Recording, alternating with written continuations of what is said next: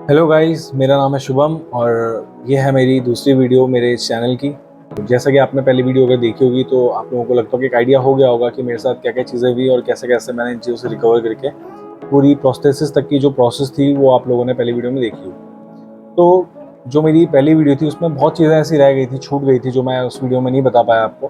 तो ये second video मैंने इसलिए बनाई है ताकि जो चीज़ें उस समय रह गई थी उन चीज़ों को मैं डिटेल में यहाँ पर बता सकूँ।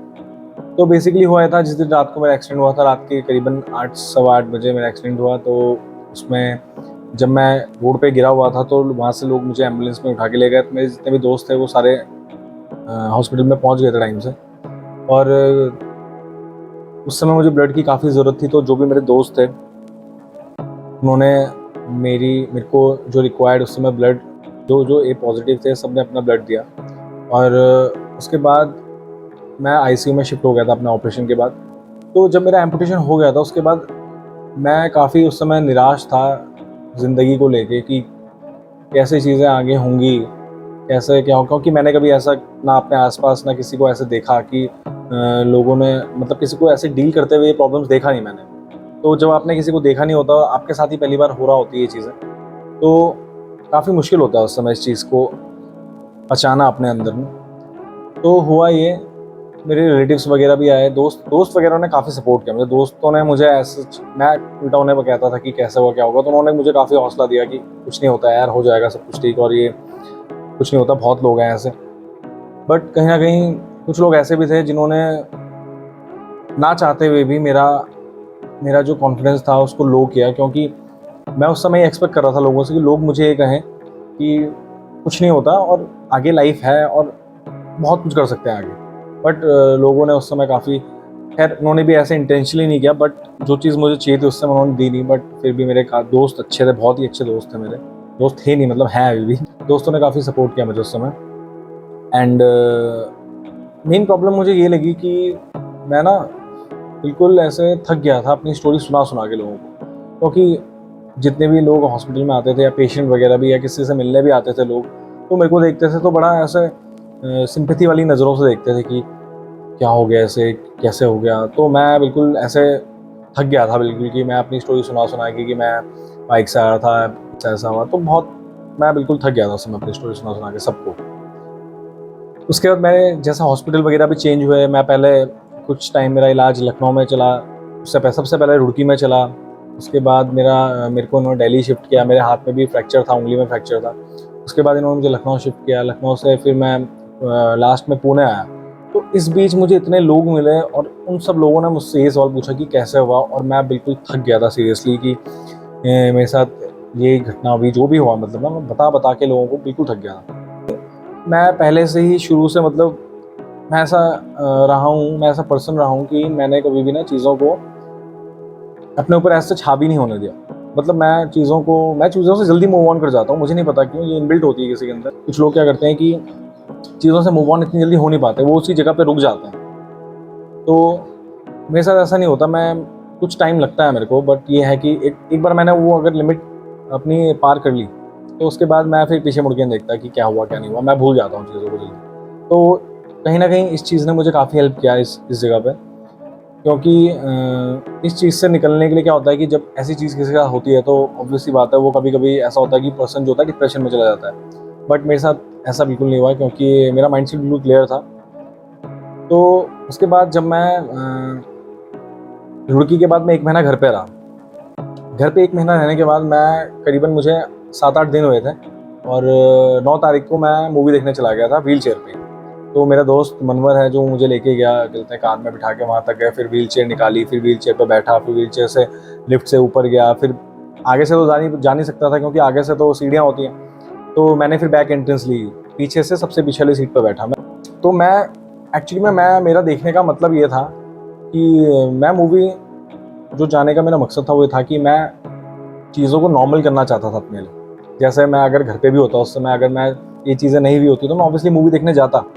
तो मैं ये नहीं चाहता था कि इस चीज़ से मेरे ऊपर ऐसा कोई फ़र्क पड़े कि जो मैं अपनी डेली लाइफ में चीज़ें करता हूँ या फिर मैं करता आ रहा हूँ उस चीज़ पे फ़र्क पड़े, ये जो भी इंसिडेंट हुआ। तो मैंने क्या किया, मैं मूवी देखने गया। उसके बाद मैंने नॉर्मल घर पे मैं टाइम पास के लिए गिटार वगैरह बजाते रहता था। काफ़ी मतलब गाने गुने का तो मेरे को शौक है ही पहले से, तो फिर मैंने गिटार सीखा ही था हाल ही में, तो फिर मैं गिटार वगैरह बजाने लग गया था घर पे और गाने वगैरह गाता रहता टाइम पास के लिए। फिर जैसे मेरी छुट्टी ख़त्म हुई तो फिर मुझे दोबारा रुड़की हॉस्पिटल में जाना पड़ा। फिर वहाँ से उन्होंने मुझे रेफ़र किया लखनऊ। तो लखनऊ में मैं गया, फिर सेम कहानी, सबको अपनी कहानी बताओ, ऐसा हुआ ऐसा हुआ। लोगों की बातों से मैं बिल्कुल बहुत ही तंग आ गया था, परेशान हो गया था कि वो मुझे ऐसे बोलते थे कि क्या होगा, कैसे करेगा। बोला शादी हो गई, मैं कहता था नहीं हुई, तो वो और उससे देखते थे कि बोला यार ये क्या करेगा क्या नहीं करेगा। जबकि एक्चुअली में मुझे मुझे लोगों से इससे बिल्कुल अपोजिट चीज़ चाहिए थी कि वो मुझे बोले कि यार कुछ नहीं होता है, ये होता है। लोगों ने ऐसा किया नहीं। तो उस समय लोगों को भी ये मतलब लोगों को ये समझ नहीं होती है कि हम क्या बोल रहे हैं, इससे क्या इफेक्ट पड़ेगा अगले पर्सन के उसमें। वो तो खैर उनको कहीं ना कहीं मेरे को देख के दया से आती होगी कि बोला ये क्या करेगा क्या नहीं करेगा। तो खैर मैं ये नहीं कह रहा कि उन्होंने गलत किया, बट ये उन्होंने अपने हिसाब से सही किया, बट मेरे को जो उस समय चाहिए था वो मिला नहीं। तो लखनऊ में जब मैं था तो लखनऊ में मैं कम से कम 10 दिन रहा। तो उन दिनों में मैंने क्या किया, मैंने यूट्यूब वीडियोज़ देखनी शुरू करी। मैं खैर पहले से देख ही रहा था यूट्यूब वीडियोज़ लोगों की चलने वगैरह की, बट फिर मैंने उस दिन क्या किया कि मैंने देखा कि एक्सरसाइज वगैरह क्या क्या है इसकी। तो मैं एक्सरसाइज वगैरह देख ही रहा था।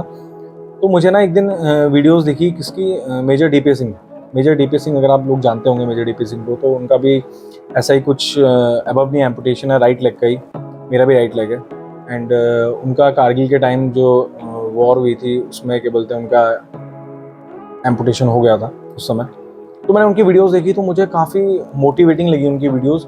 और मैंने उनको सर्च किया और पता नहीं क्यों मेरे मन में आया कि मैं मैसेज करता हूँ और मैंने उन्हें मैसेज कर दिया, hi sir I am an above knee amputee और ऐसा ऐसा वगैरह जो भी अपना इंट्रोडक्शन था मैंने उन्हें दिया। और मैंने उनसे पूछा कि सर क्या टिप्स हैं प्रोस्थेसिस के लिए, क्या होता है, और मैंने उन्हें मैसेज कर दिया। उसके बाद मैं बिल्कुल फ़ोन साइड में रख के था कि वो रिप्लाई करेंगे कि नहीं करेंगे। बट कुछ टाइम बाद ही मुझे मैसेज आया और उन्होंने बोला कि हाय, उन्होंने अपना इंट्रोडक्शन दिया कैसे हो वगैरह वगैरह जो चीज़ें होती हैं उन्होंने पूछी मेरे से। उसके बाद उन्होंने मेरे से सीधा नंबर मांगा मेरा, और विदिन 2 मिनट्स मुझे कॉल आया एक। और मुझे नहीं पता था कि किसका कॉल है, तो मैंने उठाया तो उन्होंने कहा मेजर डीपी सिंह बोल रहा हूँ। तो मुझे काफ़ी अच्छा लगा उनसे बात की। उन्होंने मुझे बहुत मोटिवेट किया। उन्होंने मुझे अपॉर्चुनिटीज़ बताई कि आगे के लिए आपके पास क्या क्या अपॉर्चुनिटीज़ हैं, आप लाइफ में अब क्या क्या कर सकते हैं।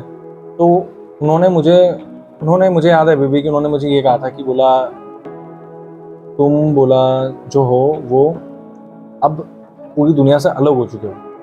अलग इन द सेंस कि अब you not disabled, you are specially abled. तो उन्होंने ये चीज़ मुझे बोली थी और उन्होंने ये कहा था कि we are the chosen ones. तो उन्होंने मुझे काफ़ी मोटिवेट किया। उसके बाद उन्होंने मुझे ग्रुप में ऐड किया, द चैलेंजिंग वंस करके हमारा एक ग्रुप है। तो उसमें सारे जो भी हम एम्प्टीज़ हैं, कोई बिलो नहीं है कोई अबव नहीं है, तो जितनी भी एम्प्टीज़ हैं हमारा एक ग्रुप है। तो उसमें भी नॉर्थ साउथ अलग अलग ग्रुप बने हुए हैं। तो हम जो हैं बेसिकली हम हैं द चैलेंजिंग वंस नॉर्थ वाले में।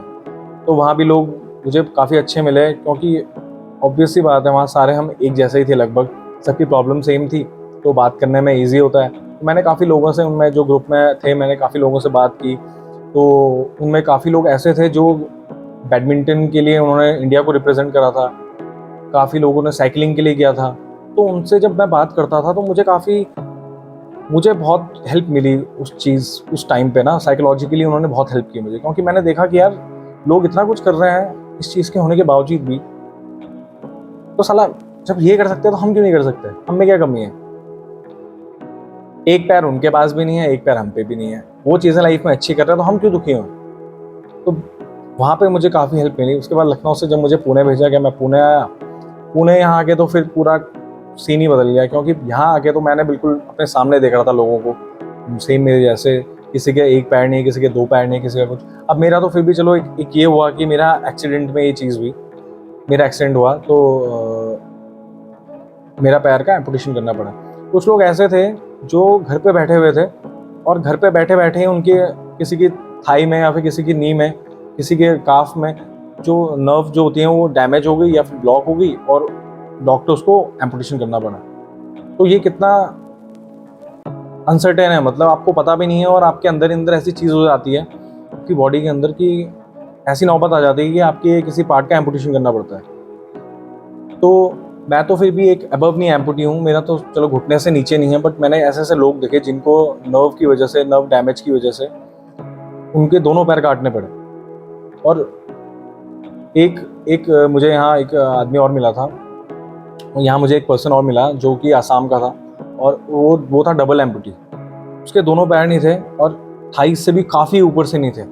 तो उसे उसे मतलब ये लगा लो कि हम जैसे खड़े होते हैं ना, एक नॉर्मल बंदा का खड़ा होता है तो उसकी हाइट वेस्ट तक आती थी। क्यों? उसकी हाइट जो है वेस्ट तक आती थी, वो भी पैर लगाने के बाद उसको इतने छोटे छोटे पैर मिले थे, क्योंकि ऑब्वियसली बात है उस पर इतने बड़े लिम्ब थे नहीं कि वो प्रोस्थेसिस नॉर्मल वाला पहन सके और उसके साथ चल सके।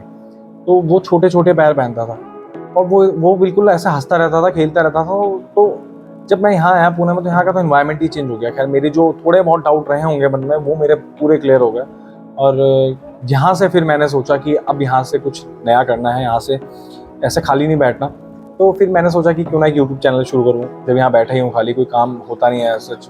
सुबह ब्रेकफास्ट करो, फिर लंच करो, फिर डिनर करो, इसके बीच में आपकी जो प्रोस्थेसिस की, जिसका प्रोस्थेसिस का मेजरमेंट वगैरह जो पहला आता है उसको मेजरमेंट देना होता है, जो नहीं जिसका मेजरमेंट दे दिया होता है वो फिर वेट करता है प्रोस्थेसिस बनने का। तो इसके बीच में बहुत खाली टाइम था।